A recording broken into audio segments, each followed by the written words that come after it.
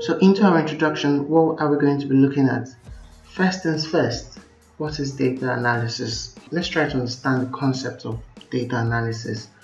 We'll start with some basic definition. So data analysis is a process of inspecting, cleansing, transforming, and modeling data with the goal of discovering useful information, informing conclusions, and supporting decision making. So we go through all of these processes just to get useful information, find insights, find patterns within the data that we have, and then we make conclusions with supporting decision making. Okay, so it has multiple approaches that encompasses various diverse techniques under a variety of names.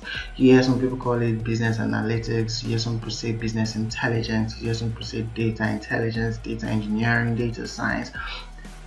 Let's leave out the names and the domains right now. Let's focus on only the data analysis of it now. And this is used in different businesses, science and social science domains. And when we say domains, we mean industry or fields. So each time we talk about data science, we're talking about visualization. We can't talk about it without visualization. We're talking about data-driven decision making, strategy, technical mindset, curiosity, and so on. So you need to ask questions before you can get insights. So in today's business world, data analysis plays a role in making decisions more scientific and helping businesses operate more effectively. Now, what are these processes we'll be looking at specifically with the data analysis process? The process we look at is identifying our data. You collect the data, you clean the data, you analyze the data, and then you interpret. It's a cycle, it's a complete cycle. It goes round and round. You have to identify, you have to collect it, you have to clean it, analyze it, and then interpret it. Let's look at the advantages or the benefits of data analysis. First, it will help you save time. It can unlock new insights. It helps solve problems, helps us to avoid errors and avoid mistakes. It enables real-time or reactive interactions.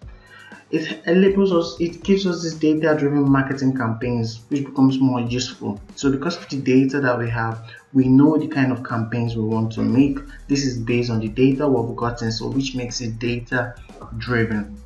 And finally, it helps us to save money. So when we say saving of money, what do we mean? In a situation whereby I don't have data, I could just decide that I want to run a campaign, or I want to just open up a business and spend a total amount of a certain huge amount. But when I have data, I don't go into generalistics anymore. Because I have this data, I make specific decisions, I make specific purchases, I make specific campaigns that will drive my business to help me achieve good profits and operate efficiently. Thank you.